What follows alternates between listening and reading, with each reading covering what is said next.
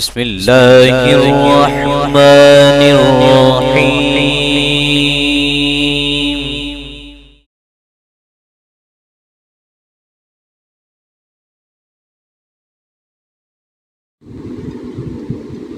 الحمد للہ وکفا وسلام علی عباده الذین اصطفى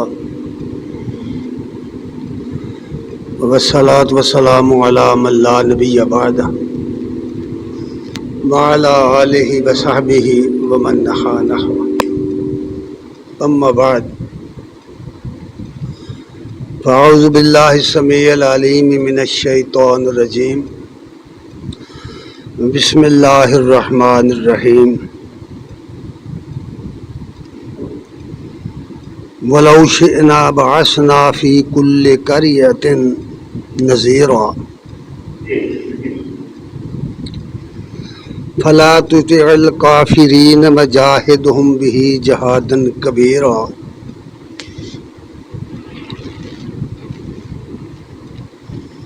وقال النبي صلى الله عليه وآله وسلم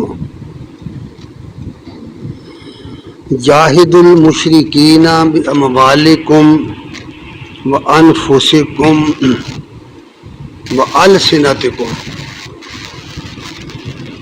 صدق اللہ و مولانا العظیم و صدق رسولہ النبی الکریم ونحن علی ذلک لمن الشاہدین والشاکرین والحمد للہ رب العالمین.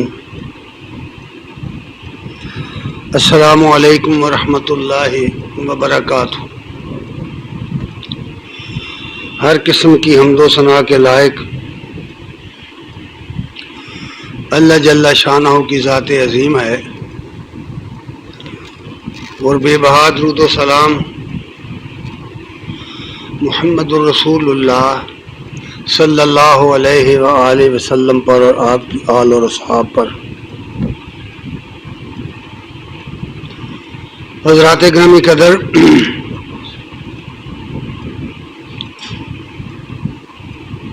اللہ تبارک تعالیٰ نے جب سے انسان کو پیدا کیا ہے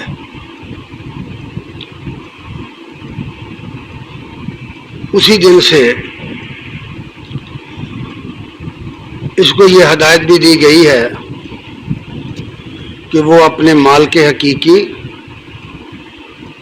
اور اپنے خالق کو پہچانے اور اپنی اس دنیا کی زندگی میں اس کی ہدایات پر عمل کرے. لیکن اول روز سے ہی انسانوں میں دو گروہ پیدا ہو گئے. ایک وہ تھے جنہوں نے اللہ کی ہدایات اور اس کے احکام پر اس طریقے سے عمل کیا جو اللہ تعالیٰ نے انبیاء کے ذریعے انہیں بتایا تھا. اور ایک گروہ وہ ہو گیا جس نے ان ہدایات پر عمل نہیں کیا اور اپنی خواہشات کے پیچھے چلے، جس کے نتیجے میں اللہ تعالیٰ کی ہدایات اور انبیاء کی سنت کے برخلاف اپنی زندگی گزارنے لگے. پھر ان دونوں گروہوں کی اگر آپ تاریخ اٹھائیں تو ان دونوں کے اندر درجہ بدرجہ لوگوں کو پائیں گے، اور وہ سلسلہ آج کے دم تک جاری ہے. اور یہ ان دونوں گروہوں کی آپس میں اس حوالے سے مخالفت بھی ہے. ایک اللہ کی توحید کی بات کرتا ہے تو دوسرا اس کے ساتھ شرک کا دعوے دار ہے. یہ دونوں چیزیں ہمارے معاشرے میں بھی پائی جاتی اور دنیا کے ہر معاشرے کے اندر یہ ہیں. اللہ تعالیٰ نے انبیاء بھیجے اور مسلسل بھیجے، حتیٰ کہ آخری نبی محمد رسول اللہ صلی اللہ علیہ وسلم تشریف لائے اور ایک آخری کتاب لے کے آئے۔ اس کتاب کے اندر تمام انبیاء کی دعوت کو سمیٹ دیا گیا، ہدایات سمیٹ دی گئیں، سب احکام اس میں سمیٹ دیے گئے، محفوظ کر دیے گئے۔ دوسرے لفظوں میں دین کو یہاں مکمل کر دیا اور لوگوں سے یہ بات کہہ دی کہ اب اس نبی کے بعد کوئی نبی نہیں آئے گا، اب اس نبوت کا کام اس نبی کو ماننے والے کریں گے، وہ لوگ کریں گے جو اس کا کلمہ پڑھیں گے، جو اس پر ایمان لائیں گے، جو اس کی ہدایات پر عمل کریں گے۔ اب اس مشن کو وہ لوگ چلائیں گے۔ وہ مشن کیا تھا؟ اصل حقیقت یہ ہے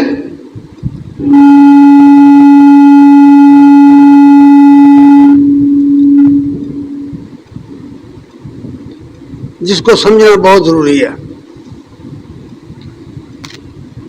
عقیدہ اور فکر، سوچ، خواہ کتنی خالص ہو، خواہ کتنی صحیح ہو، 100% سوچ درست ہو، فکر درست ہو، نظریہ درست ہو، عقیدہ درست ہو، وہی مطلوبہ عقیدہ ہو جو قرآن و سنت میں بیان کیا گیا ہے، تو اس کا اس وقت تک کوئی فائدہ نہیں ہو سکتا جب تک اس عقیدے کا پرچار، اس کی ترویج، اس کی اشاعت، اس کو عام کرنے کے لیے، اس کو دنیا میں پھیلانے کے لیے اور ان لوگوں تک پہنچانے کے لیے جو اس کو چھوڑ کر شرک کی راہوں میں چلے گئے، بدعات کی راہوں میں چلے گئے، کفر اور فسق کی راہوں میں چلے گئے، بغاوت پر اتر آئے، خواہ وہ اپنی خواہش نفس کی وجہ سے، خواہ نادانی کی وجہ سے، خواہ خوف کی وجہ سے یا کسی لالچ کی وجہ سے، صورت چاہے کوئی بھی ہو،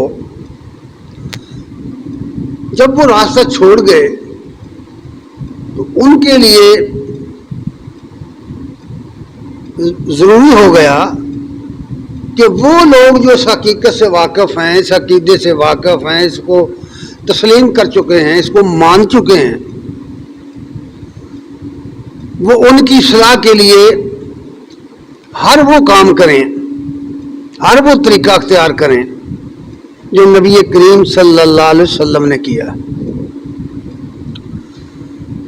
اگر آپ قرآن مجید میں اس بات کو دیکھنا چاہیں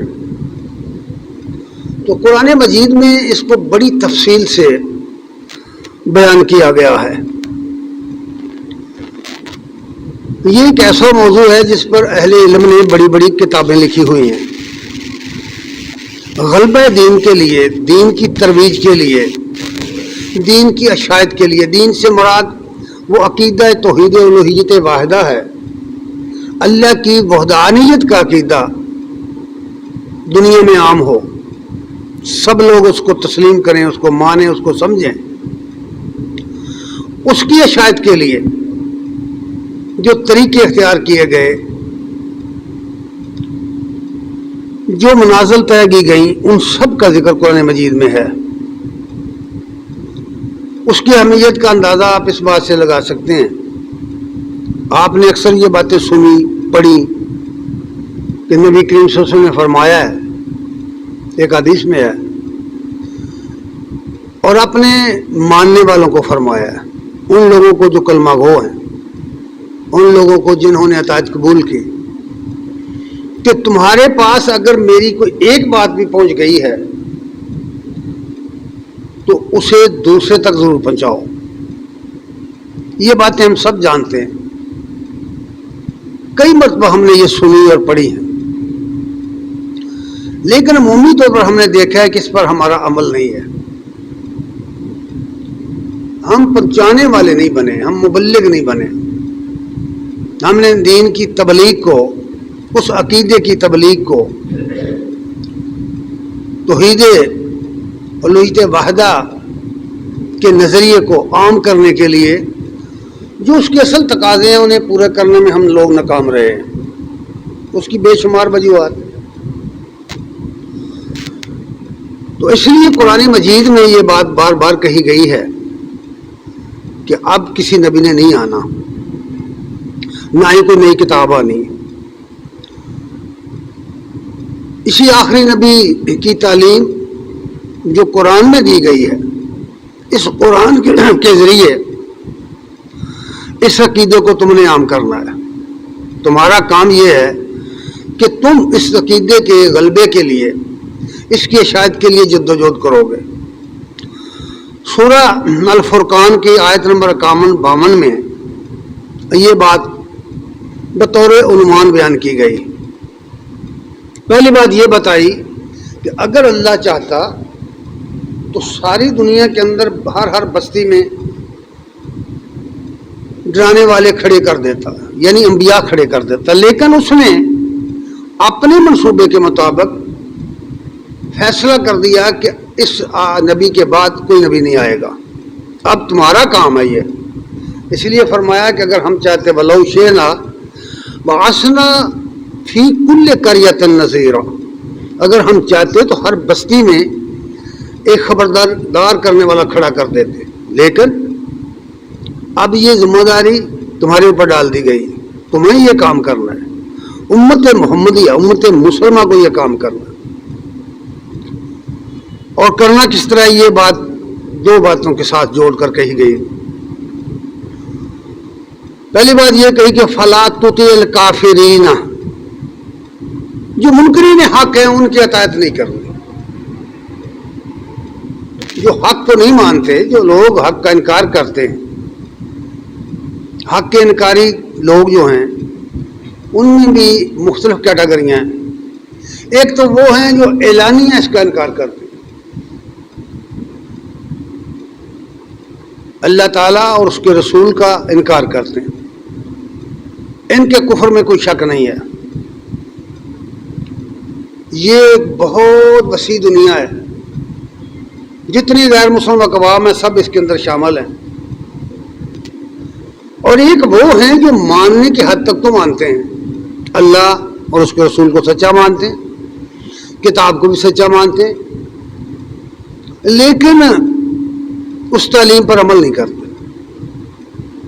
قرآن مجید میں ایسے لوگوں کو فاسق کہا گیا ہے کہ یہ بے عمل لوگ ہیں, فاسق لوگ ہیں, ایسے کو اللہ تعالیٰ ہدایت نہیں دیتا. یہ بات کہی گئی. ایک تیسرا گروہ بھی ہے, وہ لوگ ہیں جو اللہ تعالیٰ کے ساتھ غیر اللہ کو شریک کرتے ہیں, اس کی ذات میں, اس کی صفات میں, اس کے حقوق میں, اختیارات میں انہوں نے غیر اللہ کو شریک کر دیا. اب غیر اللہ کا دائرہ بہت وسیع ہے. خصوصی طور پر کچھ لوگ تو وہ ہیں جو غیر مسلم کہے جاتے ہیں, جنہوں نے بت بنائے, ستاروں کو پوجا, سورج چاند کو پوجا, اور روحوں کی پوجا کی, جنوں اور فرشتوں کی پوجا کی. ایک تو وہ لوگ ہیں, اور ایک وہ لوگ ہیں جو بظاہر ایمان والے ہیں, کلمہ گو ہیں, لیکن انہوں نے انسانوں کو اللہ کا کے بالمقابل کھڑا کر دیا, اور ان کے اندر وہ صفات ثابت کرنے کی کوشش کی جو اللہ نے ان کو نہیں دی. تو اس لحاظ سے شرک کا راستہ ہموار کر دیا. اور ان سب کا یہ جو گروہ ہے فلا تطع الکافرین والا, تطع الکافرین والا, کہ ان منکرین حق سے کسی نے زبان سے حق انکار کیا, کسی نے عمل کے ساتھ انکار کیا. تو فرمایا کہ ان کی اطاعت مت کرو, ان کی بات مت سنو, ان کی بات مت مانو, اور کرو تو یہ کرو وجاہدہم بہ جہادن کبیرا، ان سے جہاد کبیر کرو اس قرآن کے ذریعے، قرآنی تعلیم کے ذریعے، قرآن مجید کے ذریعے اگر یہ کام کیا جائے خالص طریقے سے تو قرآن مجید میں اتنی پاور ہے، اتنی قوت ہے، اس کے اندر ایسی جاذبیت ہے قرآن مجید کے اندر کہ اگر اس کا حق ادا کیا جائے، اس کو سمجھنے کا، اس کو پڑھنے کا، اس کو بیان کرنے کا، تو یہ قرآن اپنے اندر اتنی جاذبیت رکھتا ہے، کشش رکھتا ہے کہ یہ پتھر دلوں کو، سنگ دلوں کو موم کر دیتا ہے، اس کی بے شمار مثالیں۔ اس لیے فرمایا کہ ان لوگوں کے ساتھ یا ان لوگوں کے خلاف اس قرآن کے ذریعے جہاد کبیر کرو، جاہدہم بہ جہادن کبیرا۔ یہ جہاد کیا ہے؟ جہاد کا عام طور پر جب لفظ بولا جائے تو لوگوں کے اندر فوراً یہ خیال آتا ہے کہ یہ تو قتال ہے، حالانکہ ایسا نہیں ہے۔ قتال اس کا آخری مرحلہ ہے۔ جہاد کا سلسلہ آدمی کی ذات سے شروع ہوتا ہے، اس کے اپنی ذات سے، اپنے اندر سے شروع ہوتا ہے۔ سب سے پہلے جب کوئی شخص اس عقیدے کو تسلیم کرے گا، توحید الہ کو، الوہیت وحدہ، اللہ کے سوا کوئی نہیں ہے الہ، یہ بات سمجھنے کی۔ الہ کس کو کہتے ہیں؟ عربی زبان میں الہ اس کو کہتے ہیں جو کسی کا محتاج نہ ہو اور سب لوگ اس کے محتاج ہوں، ساری دنیا اس کی محتاج ہو، پوری کائنات اس کی محتاج ہو۔ آسان ترین لفظوں میں اس کو الہ کہتے ہیں، جو کسی کا محتاج نہ ہو اور سب مخلوق اس کی محتاج ہو، فرشتے اس کے محتاج ہوں، جن اس کے محتاج ہوں، انبیاء اس کے محتاج ہوں، اولیاء اس کے محتاج ہوں، مومن کافر سب اس کے محتاج ہوں، وہ سب کا مالک ہو، سب کا رب ہو، اس کو الہ کہتے ہیں۔ اور پھر اس کو بھی الہ کہتے ہیں جو آدمی کی گرفت میں نہ آ سکے، اس کی عقل میں نہ سما سکے، اس کی عقل اس کو اپنی گرفت میں نہ لے سکے، وراء الورا ہو، اس کو سمجھنا چاہے انسان تو نہ سمجھ سکے، اس کو پانا چاہے تو نہ پا سکے، اس کو ٹچ کرنا چاہے تو نہ کر سکے، اس کو کبھی ملنا چاہے تو نہ مل سکے۔ یعنی مطلب یہ کہ اس کے احاطہ علم میں، اس کے احاطہ فکر میں وہ نہ آ سکے، اس کو الہ کہتے ہیں۔ لامحدود ہے اور اپنی مخلوق سے وراء الورا ہے، پرے ہے، لیکن اس کا یہ مطلب نہیں ہے کہ ہے نہیں، اس کا مطلب کہ ہے اللہ، اللہ اللہ ہے، لا الہ الا ہو، اس کے سوا کوئی الہ نہیں ہے۔ الحی القیوم، زندہ جاوید ہے اور سب کو اس نے کام رکھا ہے، وہ ہے اللہ، وہ ہے الہ۔ اس کی وحدانیت کی دعوت دینا لوگوں کو، یہ اصل کام ہے تمام انبیاء کا۔ انبیاء کے حالات پڑھیں قرآن مجید میں، مختلف صورتوں میں انبیاء کے حالات بیان ہوئے۔ نوح علیہ السلام پہلے رسول ہیں، ان سے لے کر محمد رسول اللہ صلی اللہ علیہ وسلم تک جس نبی کے بھی حالات پڑھیں گے وہ ایک ہی نعرہ لگاتے رہے ہیں کہ اللہ کے سوا تمہارا کوئی الہ نہیں ہے، بس اللہ کی بندگی کرو، اس کے غلام بن کر رہو، وہی تمہارا آقا ہے، وہی تمہارا مولا ہے، اس کے سوا نہ کوئی تمہارا مولا ہے، نہ کوئی تمہارا آقا ہے۔ اس لیے یہ بات کہی گئی کہ جب دعوت یہی ہے، سب انبیاء آئے اس لیے تھے جو اللہ کی توحید کی دعوت دیں دنیا میں، اور یہی کام وہ کرتے رہے۔ باقی سب چیزیں اس کے ماتحت ہیں، اس کے ذیل میں آتی ہیں۔ یہ اسلام کا جو آپ ڈھانچہ دیکھ رہے ہیں، اس کی بنیاد بھی اشہد ان لا الہ الا اللہ واشہد ان محمد عبدہ ورسولہ کے پلاٹ پر رکھی گئی، کسی پر یہ تمہیر کی گئی۔ اللہ کے سوا کوئی الہ نہیں ہے، اور محمد صلی اللہ علیہ وسلم اس کے بندے اور رسول ہیں۔ سارا اسلام جو ہے اسی پر پلاٹ کیا گیا ہے، اسی پر ڈیزائن ہوا ہے، بنیاد یہی ہے۔ اس حوالے سے یہ کہی گئی ہے بات کہ اس کی الوہیت، اس کی وحدانیت دنیا میں عام ہو، اور جب تک عام نہ ہو تمہیں چین سے نہیں بیٹھنا۔ جاہدہم بھی جہادن کبیرہ، یہ جب کوئی وہ شخص یہ عقیدہ قبول کرتا ہے کہ اللہ کے سوا کوئی الہ نہیں، تو سب سے پہلے اسے اپنے اندر خود اپنے نفس کے ساتھ لڑائی کرنا پڑتی۔ یہ عقیدہ اس کے اندر ایک کشمکش پیدا کر دیتا ہے۔ ایک طرف اس خدا کی ہدایات، اس کے احکامات، اس کے حضور پیشی کا احساس، اس دنیا میں کیے گئے سب کاموں کا انجام اس تک، ایک طرف یہ ہے، یہ عقیدہ آ گیا۔ دوسری طرف انسانی خواہشات انسان کے اندر سے زور کرتی۔ اگر وہ اس عقیدے کو مانتا ہے، فالو کرے، تو اپنی خواہشات کو اس کو تجنا پڑے گا۔ اگر خواہشات کی پیروی کرتا ہے تو عقیدہ ہاتھ سے جائے گا۔ غور کر کے دیکھیں، آپ سوچیں۔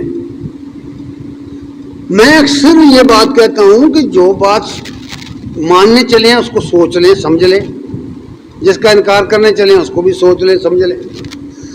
تو گویا جدوجہد کا میدان سب سے پہلا جو ہے آدمی کے اندر ہے، اسے اپنے نفس کے ساتھ لڑنا پڑے گا، اپنے نفس کو زیر کرنا پڑے گا۔ خواہش نفس، یاد رکھیے، یہ بتوں کی مخالفت، یہ قبروں کی مخالفت، یہ دنیا والوں کی مخالفت کرنا بہت آسان ہے، خواہش نفس کے ساتھ لڑنا بہت مشکل ہے۔ اسی لیے کہا گیا ہے کہ کیا تم نے وہ شخص نہیں دیکھا جس نے اپنی خواہش کو اپنا الہ بنا رکھا ہے؟ یہ بہت مشکل، کیونکہ یہ اندر کی جنگ ہے۔ اگر کوئی شخص اس پر کامیاب ہو گیا اور اس نے اپنی خواہش کو تج کر اللہ تعالیٰ کی وحدانیت کا یہ عقیدہ قبول کر لیا، تو یہ ممکن ہی نہیں ہے کہ وہ بیٹھا رہ جائے، یہ ممکن نہیں ہے، ہو نہیں سکتا۔ اگر اس کے دل میں یہ بیٹھ گیا عقیدہ کہ اللہ وحدہ لا شریک ہے، اور اس کے سامنے میں نے اس کا حساب دینا ہے اپنی زندگی کا، اس کی نعمتیں میں استعمال کر رہا ہوں، اس کی زمین پر رہتا ہوں، اس کی سورج کی دھوپ کو تاپتا ہوں، اس کی پیدا کردہ ہوا استعمال کرتا ہوں، میں کوئی قیمت نہیں دیتا اس کی۔ دیکھ لیجئے یہ نعمتیں جو وافر پھیلا دی گئی ہیں، قیمتاں نہیں ملتی ہے، مفت میں ملی ہوئی ہیں۔ جب وہ کوئی آدمی اس مقام پر کھڑا ہو جاتا ہے تو اس کے لیے یہ بات لازم کر دی گئی ہے۔ نبی کریم صلی اللہ علیہ وسلم کی یہ حدیث جو میں نے یہاں پڑھی ہے اس کو دیکھیے۔ انس رضی اللہ تعالیٰ عنہ کہتے ہیں رسول اللہ صلی اللہ علیہ وسلم نے فرمایا، قال جاہدو، فرمایا جہاد کرو۔ کن سے؟ جاہد المشرکین، شرک کرنے والوں کے خلاف۔ سب سے بڑا گناہ دنیا میں جو ہو رہا ہے وہ لوگ سمجھتے ہیں قتل بہت بڑا گناہ ہے، بدکاری بہت بڑا گناہ ہے، چوری ڈاکہ بہت بڑا گناہ ہے، کرپشن بہت بڑا گناہ ہے نا، لیکن قرآن و سنت میں جو بات کہی گئی ہے وہ کہ سب سے بڑا گناہ شرک ہے۔ شرک کی وجہ سے قومیں برباد ہو گئی، قوموں کو اللہ تعالی نے تہس نہس کر دیا، ان پر عذاب الہی آیا۔ اس لیے فرمایا نبی کریم صلی اللہ علیہ وسلم نے کہ جاہد المشرکین باموالکم وانفسکم والسنتکم، اپنے مالوں سے، اپنی جانوں سے اور اپنی زبانوں سے یہ جہاد کرو۔ ظاہر بات ہے کہ جدوجہد کریں گے جب دین کے اشاعت کے لیے تو خود نکلنا پڑے گا، وقت دینا پڑے گا اور مال خرچ کرنا پڑے گا، آپ دین کے لیے نکل کر جائیں. مثال لے لیجیے, مثلا آپ کئی میل دور سے یہاں جمعہ پڑھنا آئے ہیں, تو کیسے آئے ہیں؟ آپ نے پیٹرول خرچ کیا ہے, پیسہ لگایا ہے, وقت لگایا ہے, پھر آئے ہیں نا. اگر آگے بڑھنا ہو تو پھر کیا ہوگا؟ مال بھی خرچ کرنا پڑے گا اور خود بھی نکلنا پڑے گا, اور پھر فرمایا اپنی زبانیں بھی استعمال کرنی پڑیں, یعنی تبلیغ کرنی پڑے گی. اور اللہ تبارک تعالیٰ نے اس عمل کو, جس کا قرآن مجید کی اس آیت میں جاہدہم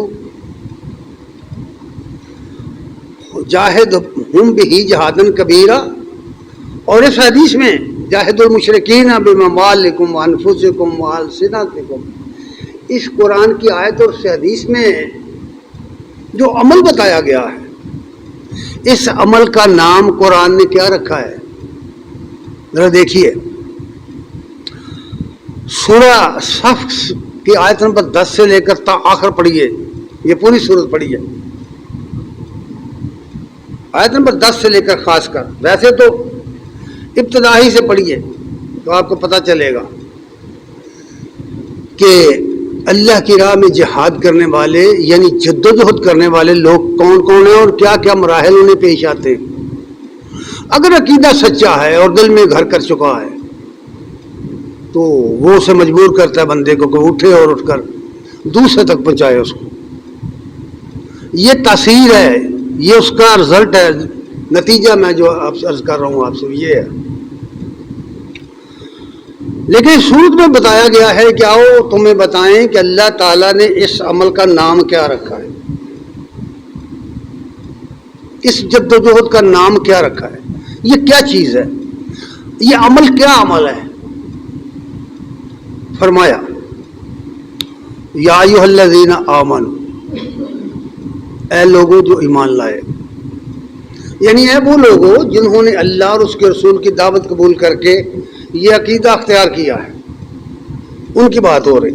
ایمان والے وہ لوگ ہیں جنہوں نے اللہ کو وحدہ لا شریک مانا, جنہوں نے اس کے رسولوں پر ایمان لائے اور اس کی کتابوں پر ایمان لائے, انہوں نے ایمانیات کو قبول کیا. ان کو آواز دی کس نے؟ اللہ نے. یا ایھا الذین آمنوا, اے لوگوں جو ایمان لائے ہو. وہ آسمان سے یہ ندا آ رہی, اور ان لوگوں کو جو دعوے دار ہیں کہ ہم مسلمان ہیں, ہم مومن ہیں, ان کو آواز آ رہی. فرمایا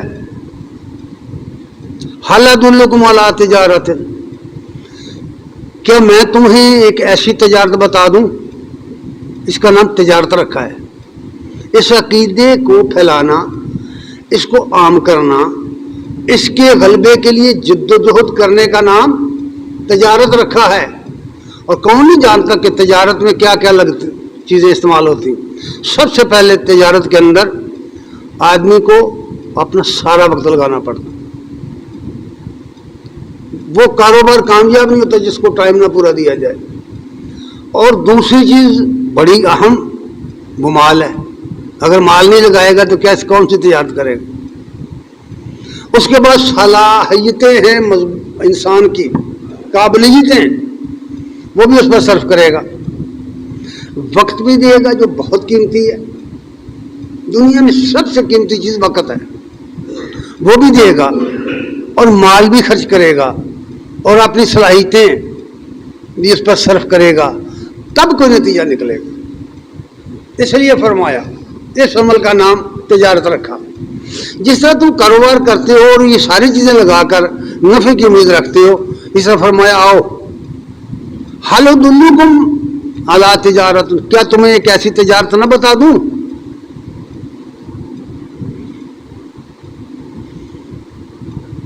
وہ تجارت کیا کرے گی؟ یہ دنیا کی تجارت چند ٹکے دے گی آپ کو, یہ پیسے دے گی آپ کو, یہ آسائشیں دے گی آپ کو, یہ سامان زیست دے گی. لیکن وہ تجارت جو غلبہ دین کی تجارت ہے وہ تمہیں کیا دے گی؟ تم جی کم من عذاب علیم, تمہیں عذاب علیم سے بچائے گی, دردناک عذاب سے بچائے گی. اب قرآن مجید کے ایک ایک لفظ کے اندر اتر کر دیکھو, پتہ چلے قرآن کیا کہہ رہا ہے ہم کو. तुंजीकुम मिन अज़ाबिन अलीम। फिर इसका दायरा बहुत वसी है। जिन्होंने ये तजारत की थी वो कुफर की तंगनाइयों से निकलकर, तारीकियों से निकलकर, जहालत की तरीकों से निकलकर ईमान की रोशनी में आए तो दुनिया को उन्होंने फतह किया। वो दुनिया के उस्ताद बने। वो अनपढ़ थे, वो मफ्तू थे, वो तहजीब से नाआशना थे, तमद्दुन से नाआशना थे, लेकिन जब उन्होंने इसको कबूल किया तो यकलख्त उनकी जिंदगी बदल गई। उस जमाने के जो बड़े बड़े दौलतमंद लोग थे, कोई नहीं जानता उन्हें कौन थे, कहां थे, क्या थे, लेकिन जो दरवेश थे, फकीर थे, जो बज़ाहिर तही दस्त समझे जाते थे, उनके नाम पूरी दुनिया आज भी एहतराम से लेती। सदियां बीत गई लेकिन वो जिंदा जावेद हो गए। क्यों? उन्होंने उस पैगाम को आम किया जो अल्लाह और उसके रसूल की तरफ से उन्हें मिला था। इसलिए फरमाया तुंजीकुम मिन अज़ाबिन अलीम, ये नतीजा है इस तजारत का। और फिर फरमाया वो उसके लिए जो मसाला दरकार है, उसके लिए जो चीजें दरकार हैं, उनका जिक्र फरमाया। पहला ये तो मैनूना बिल्लाहि व रसूलिही। जरा गौर करो कि खिताब तो किया या अय्युहल्लज़ीना आमनू, ऐ ईमान वालो, और कहा यह जा रहा है कि अल्लाह और उसके रसूल को मानो, उस पर यकीन और ईमान रखते हुए। ईमान वालों से ये कहना कि अल्लाह और उसके रसूल पर ईमान रखते हुए, यकीन रखते हुए, असल में बात यह है कि कोई काम हो ही नहीं सकता जब तक उसकी कामयाबी और उसके नतीजे का आदमी को यकीन ना हो ही नहीं सकता। इसलिए कुरान मजीद में यह बात बार बार कही गई है, ईमान वालो तो मैनूना बिल्लाहि व रसूल, अल्लाह और उसके रसूल पर ईमान रखो। दूसरी जगह फरमाया सूरह निसा की आयत नंबर 136, या अय्युहल्लज़ीना आमनू, ऐ लोगों जो ईमान लाए हो, ऐ लोगों जो ईमान लाए हो, आमिनू बिल्लाहि व रसूलिही, अल्लाह और उसके रसूल पर ईमान लाओ। क्या मतलब? कि ये ढीला ढाला ईमान नहीं चलेगा भाई। नताइज पैदा करने के लिए, कामयाबी हासिल करने के लिए, अल्लाह की तौहीद को आम करने के लिए, उसको दुनिया में फैलाने के लिए, गालिब करने के लिए, ये ढीले ढाला ईमान नहीं चलता, ये कोई नताइज पैदा नहीं करता। इसलिए फरमाया गया है कि ईमान वालों, अल्लाह और उसके रसूल पर ईमान लाओ और उस किताब पर ईमान लाओ जो उसने अपने रसूल पर बड़े एहतमाम से नाज़िल की। और यहां भी यही बात कही कि अल्लाह और उसके रसूल पर ईमान लो तो मैनूना बिल्लाहि व रसूल। ईमान के बाद अमल शुरू होता है। यह पहला अमल है ईमान, यकीन पैदा करना, यकीन मोहकम, अमल पहम, मोहब्बत फाते आलम, जिहाद जिंदगानी में यह मर्दों की शमशीर है। यकीनी मोहकम ना हो, फिर उस पर अमल पहम ना हो, और वो अमल भी मोहब्बत के साथ किया जाए, मजबूरी के साथ नहीं, दिल की लगन के साथ, तब नतीजा निकलेगा। ये बात कही गई है। महज मान के रह जाना तो कोई बात ही नहीं। और आज मुसलमान की बर्बादी का सबब क्या है? यही तो है कि मानने को तो सभी मानते हैं, लेकिन चूंकि अमल पहम भी नहीं, यकीन मोहकम भी नहीं, इस वजह से पूरी दुनिया कुफर उन पर गालिब आ गई। इसलिए फरमाया ये जब तुम्हें यकीन मोहकम तुमने पैदा कर लिया, ईमान ले आए, तो फिर अगला काम शुरू होगा। अगला काम ये है वतुजाहिदून फी सबीलिल्लाह, कि अल्लाह की राह में जद्दोजहद करो। जिहाद का बुनियादी माना यह होता है, मुजाहिद का भी माना यह है। तुजाहिदून जो लफ्ज़ आया है, इसको मुबालगे का लफ्ज़ कहते हैं, मुफाला, बाब मुफाला से आया है। ये बेलमुकाबल होती है जद्दोजहद, यानी जहाँ रुकावट खड़ी गई हो, यानी ऐसा काम आप करने निकले हैं कि उसके आगे रुकावट है। जिनके खिलाफ उठे आप, जिस शिरक के, उसके हामले में जरूर आपके सामने रुकावट बन जाएंगे, वो नहीं करने देंगे आप, वो रोक देंगे आप, उसके लिए बड़े हरबे इस्तेमाल करेंगे اور بہت بے شمار حربے ہیں. اگر وہ زیادہ طاقتور ہوئے تو تمہیں جیل بھی جانا پڑے گا, پولیس کی لاٹھیاں بھی کھانا پڑے گی. یہ سب کچھ ہوا مکے کے اندر, مدینے کے اندر. نبی کریم صلی اللہ علیہ وسلم کی زندگی اور آپ کے صحابہ کی زندگی کا مطالعہ کریں, یہ سب کچھ ہوا وہاں. کہ جب جدوجہد کرنے تم نکلو گے تو ان چیزوں سے تمہیں واسطہ پیش آئے گا, واسطہ پڑے گا ان سے, ان مخالف قوتوں سے واسطہ پڑے گا جنہوں نے پوری دنیا کو شرک کی ماجگاہ بنا رکھا ہے. اس لیے وَتُجَاهِدُونَ فِي سَبِيلِ اللَّهِ, اور تم نے جو کچھ کرنا ہے, نہ نفس کے لیے کرنا ہے, نہ قوم کے لیے کرنا ہے, نہ وطن کے لیے, نہ دنیاوی مقاصد کے لیے. تم نے جو کچھ کرنا ہے صرف اللہ کے لیے, اللہ کی راہ, سبیل اللہ, فی سبیل اللہ. یہ بہت اہم بات ہے, اس کے لیے کرنا ہے. اس لیے فرمایا تجاہدون فی سبیل اللہ باموالکم وانفسکم, مال اور اپنی جانیں لے کر آؤ. بڑے بڑے واقعات ہیں, بیان کرنے کے لیے وقت ہی نہیں ہوتا. آپ اکثر سنتے رہے, جانتے ہیں کہ غزوہ تبوک کے موقع پر نبی صلی اللہ علیہ وسلم نے جب اپیل کی تھی کہ لاؤ بھائی اپنا مال لے کر آؤ. موسم گرمی کا تھا, بلکہ فصل پکنے کا. جب فصل پکنے کا ذکر آتا ہے تو یہ فصلیں نہیں ہیں جو ہمارے یہاں ہیں. وہاں فصلیں کھجور کی فصلیں تھیں, کھجور کے باغات. کھجوریں اترنے کا زمانہ تھا, کھجوریں پکنے کا زمانہ تھا. اور مدینہ کے اندر کھجوروں کے باغ تھے انصار کے, جس پر ان کا گزارانی اوقات تھی وہی تھے, اسی پر سارا کام چلتا تھا. کھجوریں کھا کر تو لوگ گزارا کرتے تھے. اور وہ پکنے کا زمانہ ہے, اب جہاد کے لیے آواز آ گئی. سورۃ توبہ کا مطالعہ کریں, آپ کو پتہ چلے گا کہ وہ لوگ جو جن کے دلوں کے اندر دنیا محبت کر چکی تھی, محبت دنیا کی بچ چکی تھی, وہ بہانے کر رہے تھے کہ یا رسول اللہ ہمیں اجازت دے دی جائے, ہمارے گھروں میں خطرہ ہے, ہمارا کاروبار تباہ ہو گیا, ہماری فصلیں سر پر آ گئی ہیں, وغیرہ وغیرہ مختلف قسم کے بہانے. تو ان حالات میں کہا گیا کہ بِأَمْوَالِكُمْ, اور یاد رکھیے جو مال لے کر لوگ آئے, ابو بکر رضی اللہ تعالیٰ عنہ کے واقعہ, اور عمر رضی اللہ اور عثمان رضی اللہ تعالیٰ عنہ, عبد الرحمن, بڑے بڑے لوگ. چلیے بڑے لوگوں کے پاس تو پیسہ ہوتا ہے, وہ تو آتے ہیں نا پیسہ لے کے. جن کے پاس پیسہ نہیں تھا ان کی بات سن لو. ابن کثیر رحمہ اللہ نے اپنی تفسیر میں ایک صحابی کا واقعہ لکھا ہے, اکیل ان کا نام تھا. وہ بہت غریب آدمی تھے, ان کا گزارا نہیں چلتا تھا, عیالدار بھی تھے, کچھ بھی نہیں تھا ان کے پاس. تو وہ ایک یہودی کے پاس گئے, اس سے انہوں نے کہا کہ بھئی اگر کوئی تیرے پاس کام ہے تو میں کرنے کو تیار ہوں, مجھے مزدوری چاہیے. اس نے کہا ٹھیک ہے, یہ لو باٹی لو اور میری کھجوروں کو پانی ڈالو. وہ ساری رات پانی ڈالتے رہے, ساری رات محنت کی, مزدوری کی, اور صبح انہیں جو معاوضہ ملا وہ تھوڑی سی کھجوریں تھیں, وہ تھوڑی سی کھجوریں تھیں. وہ کھجوریں انہوں نے اپنی دامن میں لے کر, اپنی جھولی میں لے کر آئے. تو اب دل میں یہ کشمکش تھی. میں نے پہلے عرض کیا کہ سب سے پہلے جہاد آدمی کے اندر شروع ہوتا ہے. دل میں یہ کشمکش ہوئی کہ بچے تو بھوکے ہیں, ان کو دوں یا ادھر دوں, چندے میں دوں یا بچوں کو دوں, یہ کشمکش تھی.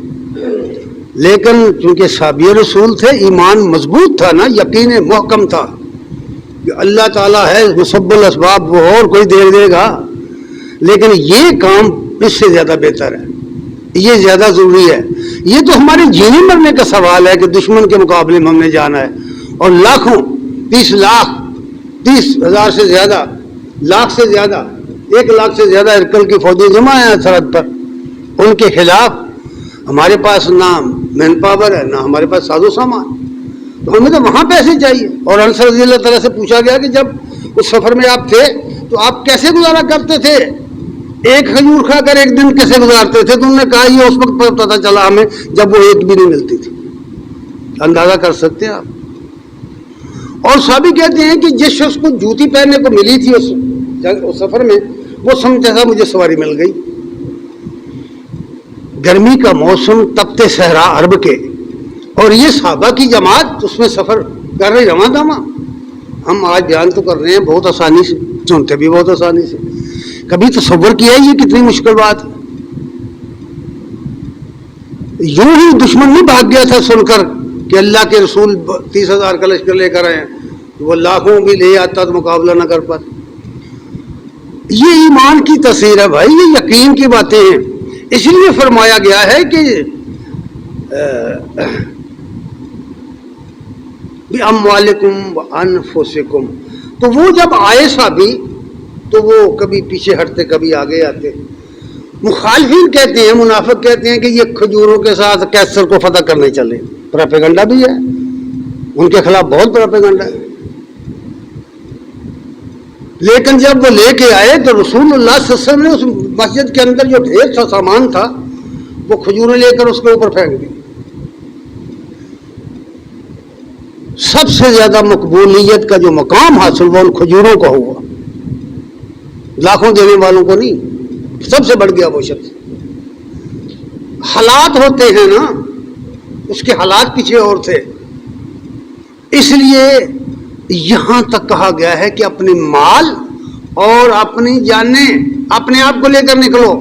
کبھی آپ سوچیں کہ ہم بھی کلمہ گو ہیں، ہم نے بھی اس ایمان کا دعویٰ کر رکھا ہے، کبھی ہم نے دین حق کی سربلندی کے لیے ایک قدم بھی اس طرح کا اٹھایا ہے؟ اپنی زندگی پر غور کر کے دیکھ، ایک دن تو ایک کام کر کے سوچ کر بتائیں، جائیں تنہائی میں بیٹھ جائیں، آج رات سوچیں بستر بیڈ پر لیٹ کر کہ آج کے دن میں نے اللہ کے دین کے لیے کیا کیا، تمہیں پتہ چل جائے گا۔ تمہاری زندگی کی فلم تمہیں بتائے گی کہ تو نے کچھ بھی نہیں کیا، جو کچھ کیا پیٹ کے لیے کیا۔ تو اس لیے فرمایا کہ جاہدو،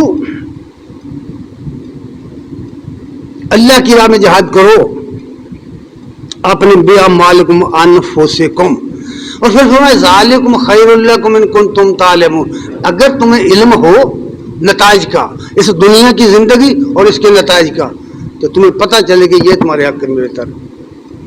یہ دنیا کھا پی کے گزر جانا ہے، ایمانوں کی طرح کوئی بات نہیں ہے بھائی۔ دنیا میں وہ کام کرو جس کا کوئی نشان باقی رہے، جس کا کوئی امتیاز باقی رہے، اس لیے یہ بات فرمائی گئی۔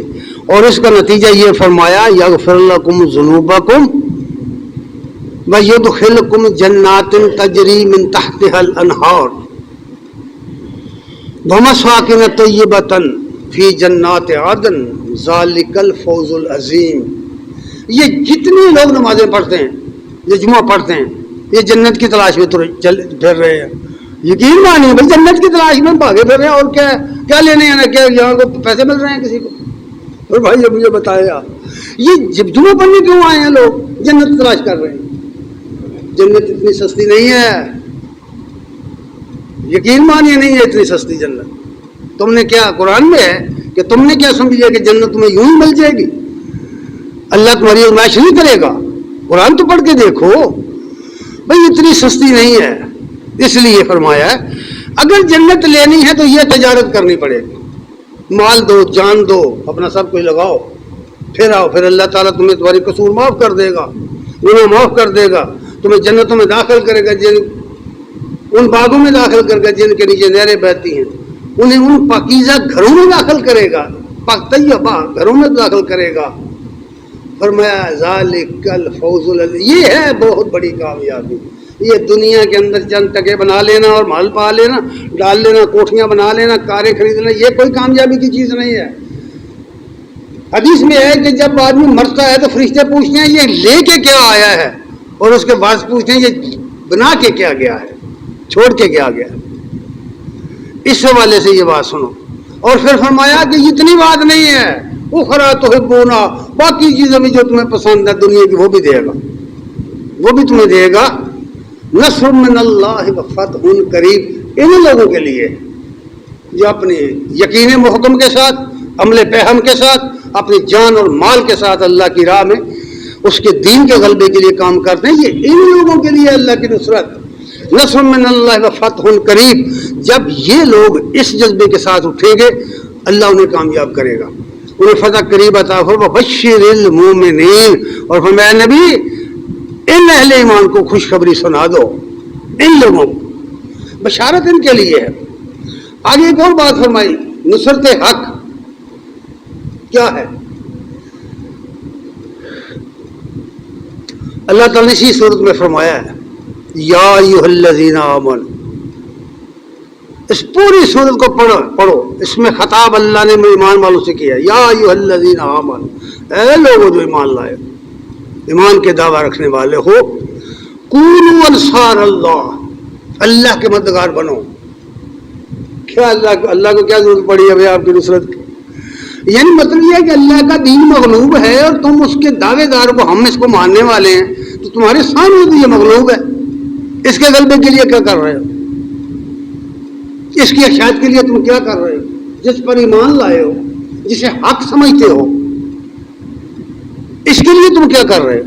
کونوا انصار اللہ، اللہ کے مددگار بن جاؤ، کما قال عیسیٰ ابن مریم، جس طرح عیسیٰ بن مریم علیہ السلام نے کہا تھا للحواریین، حواریوں سے کہا تھا من انصاری اللہ، تم میں سے کون ہے جو اللہ کے لیے میرا ساتھی بنے، میرا مددگار بنے؟ قال الحواریون نحن انصار اللہ، حواریوں نے کہا ہم اللہ کے مددگار ہیں، ہم اس کے دین کے لیے اٹھے۔ فرمایا فآمنت طائفۃ من بنی اسرائیل وکفرت طائفہ، جب ایمان اپنے جوہر دکھاتا ہے، جب ایمان اپنے جوبن پہ آتا ہے، یہ یقین محکم سے انسان اٹھتا ہے، کھڑا ہوتا ہے، تو میں پہلے عرض کر چکا کہ دو گروہ بنے ہیں، دو شروع سے آ رہے ہیں، پھر بھی بنیں گے۔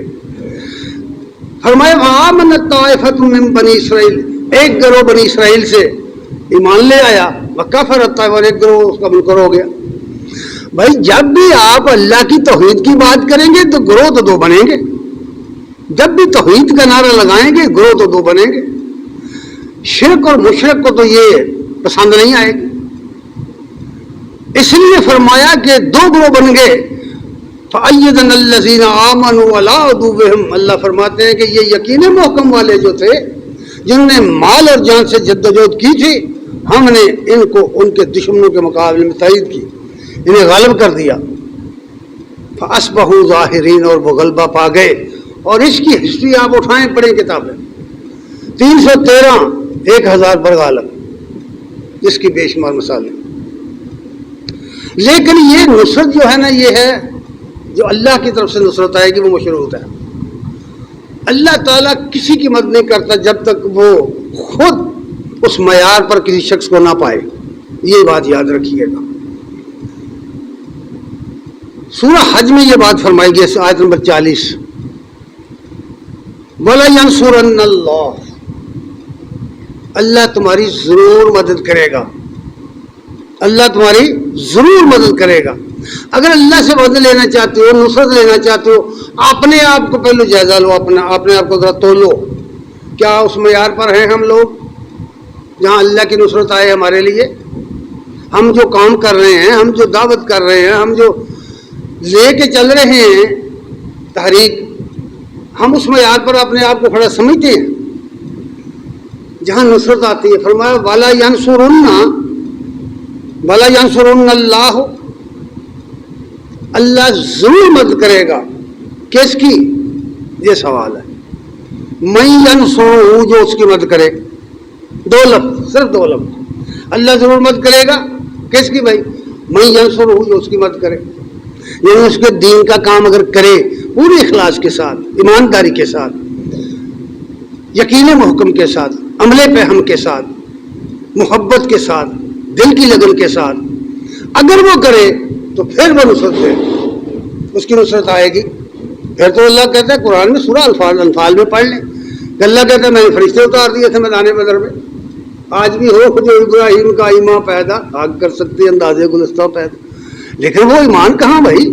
کہنے والے نے یقین سے کہا تھا، ہمیں یقین ہی نہیں آیا کہ فرشتے اتر سکتے ہیں، آگ گلزار ہو سکتی ہے، لیکن اس طرح کا ایمان تو لائیں۔ اس لیے فرمایا گیا کہ اللہ مدد کرے گا اس کی جو اس کی مدد کرے گا، یعنی اس کے دین کی مدد کرے گا، یہ مطلب ہے۔ ان اللہ لقوی عزیز، اللہ کو کوئی تمہاری ضرورت نہیں ہے۔ اللہ اگر چاہے تو سب کو مومن بنا دے، لیکن اس کا یہ طریقہ نہیں، اس کی یہ سنت نہیں۔ وہ انسانوں کے آزمائے گا، اس نے جو جنت ہے بہت قیمتی دینی ہے تو آزمائش سے گزار کر دینی، اس نے کامیابی دینی ہے تو آزمائش سے گزار کر دینی، اس لیے یہ بات فرمائی گئی اللہ قوی عزیز، وہ غلبے والا ہے، اس کے مقابلہ کوئی نہیں کر سکتا۔ اب نبی کریم صلی اللہ علیہ وسلم کی دو چھوٹی چھوٹی حدیث بیان کر کے بات ختم کرتا ہوں۔ عبداللہ بن حبشی رضی اللہ تعالیٰ عنہ کہتے ہیں کہ نبی کریم صلی اللہ علیہ وسلم سے پوچھا گیا، یہ سوال پوچھا گیا، قال فأی الجہاد افضل، یا رسول اللہ بہترین جہاد کی کیا ہے، بہترین جہاد کیا ہے؟ قال من جاہد المشرکین بمالہ و نفسہ، آپ نے فرمایا بہترین مجاہد اور بہترین جہاد یہ ہے کہ کوئی شخص اپنا مال اور اپنی جان لے کر نکلے مشرکوں کے مقابلے، شرک کرنے والوں کے مقابلے، توحید کے دعویٰ، توحید کے نعرے، لیکن حقیقت یہ ہے کہ بے خبر ہم لوگ اپنے عقائد سے، اپنی سوچ اور فکر سے بے خبر، اس کے لیے ہم کچھ بھی کرنے کے لیے تیار نہیں ہیں۔ اور اس لیے فرمایا فأی الجہاد افضل، کون سا جہاد افضل ہے؟ فرمایا جاہد المشرکین بمالہ و نفسہ۔ دوسری حدیث میں فرمایا، ابو ہریرہ رضی اللہ تعالیٰ عنہ کہتے ہیں کہ نبی کریم صلی اللہ علیہ وسلم فرمایا، لوگوں غور سے سن لو، من یلّہ کی اللہ بغیر عصر من جہاد، مرنا تو سب نے ہے نا، مرنا ہے نا، کافر بھی مرے گا، مشرک بھی مرے گا، مومن بھی مرے گا، فاسق، سب لوگ مریں گے، پھر اللہ کے حضور کھڑے ہوں گے، زندہ کرے گا رب، یہ ہمارا ایمان ہے سب کا، ہم سب جانتے ہیں کہ پھر قیامت آئے گی، پھر ہمیں زندہ کیا جائے گا اور پھر ہمارے اعمال کا جائزہ لیا جائے گا، محاسبہ ہوگا۔ تو فرمایا رسول کریم صلی اللہ علیہ وسلم نے، من لقی اللہ بغیر عصر من جہاد، کہ اگر کوئی شخص اللہ کے حضور حاضر ہوا، اللہ سے ملاقات ہوئی، لیکن اس کی زندگی میں جہاد کا کوئی شعبہ نہیں ہے، جہاد کا ورک صاف ہے، جد و جہد کا، دین حق کے غلبے کے لیے جد و جہد کا ورک صاف ہے، کچھ بھی نہیں کیا اس نے۔ اب غور کرو، تو فرمایا وفیہ صلمۃ، تو وہ بہت بڑا نقصان اٹھا گیا، زندگی اس کی ثمرآور نہیں ہوئی۔ اصل بات یہ ہے کہ ایمان کا تقاضا اور مومن کی شان یہ ہے، ایک پنجابی شاعر نے کہا، ایکو مقصد دنیا اندر مومن دی زندگانی دا، غلبہ دور کرے جگ وچوں کفران دی شیطانی دا، دیوے تخت الٹ نمرودی اتے ہمانی دا، چنڈا کرے بلند جہان نے اللہ دی سلطانی دا، سنت موسیٰ ابراہیم و باہر اے منشور نہیں، ہن سانو اسلام بنا منظور کوئی دستور نہیں۔ مومن دی شان ہے کہ دنیا میں اس لیے آیا کہ اللہ کے توحید کا جھنڈا دنیا میں بلند کرے، اس کو غالب کرے۔ دعا ہے کہ اللہ تعالی ہمیں بھی اس کی توفیق عنایت فرمائے۔ وآخر دعوانا الحمدللہ رب العالمین۔